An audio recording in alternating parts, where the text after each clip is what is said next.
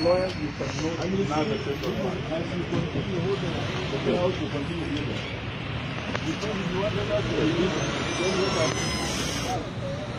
you must respect the rule of law. You know why you look for trouble when there is none. Hii Kenya hii na kutafuta shida.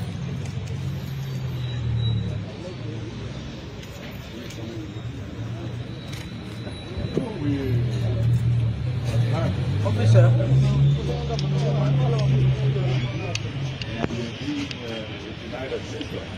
this is what we are saying. We cannot allow this. They have to respect the rule of law. And we are being told that it's being held for very flimsy grounds. That he called wakubwa wengine sijui huko ama ndani. That's what we hear. But haven't we heard these people calling themselves each other the snakes? What's the difference between a snake and a dog? I don't understand. They've been calling each other vipers. Have you seen the Honorable Ichung'wah being arrested for calling Gachagua a viper? It's an expression. It's freedom of expression. Wanaitana nyoka. Kama wengine wanaitana umbwa, it's freedom of expression. And they cannot arrest our clients and deny us access. Unajua ukiitwa umbwa, it's common sense, you can never be a dog. You're not. You're a human being. Lakini ukiita mtu mchawi, unaweza kuwa mchawi na mganga. When you call Uhuru a conman, which Ruto did when he was campaigning, you can actually be sued for defamation. Yes. Hii mambo ingine ya kusumbwana hapa. Hii siasa tutasukumana naye, and I want to tell you, come 2027 in not earlier, they are home. Wataenda nyumbani. Watuchukue, watuchukue. Kenyans have decided, they're just waiting for the day. And the sooner they start preparing to exit, the better. Na sasa kukuja hapa alafu unafunga. The harassment of the opposition. I mean, these are things we were seeing before even 1979. Can't believe it. What next? Well, we have to see our plan. And we will do that before we leave here. Senator Mango. This is a public office, and you cannot deny a lawyer access to his client. And the so-called offense is a petty offense, which does not get addressed by the level of DCI. It should be addressed by, a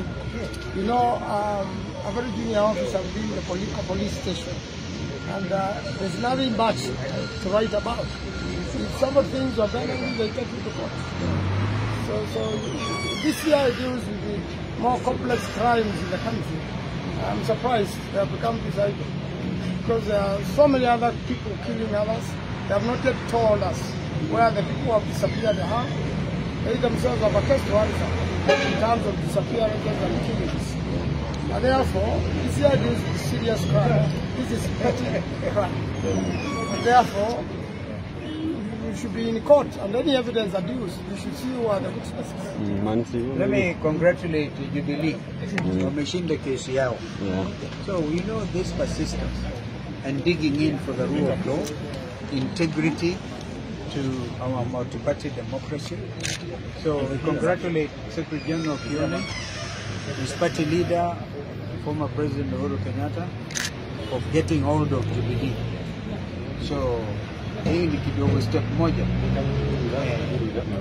So we have to go in. Apart from senior counsel, it's a serious breach of protocol for this country to hold a former vice president at the gate. It's so terrible. I don't know whether they realize this. So we just, I don't know whether they want us to storm in so that you have proper news.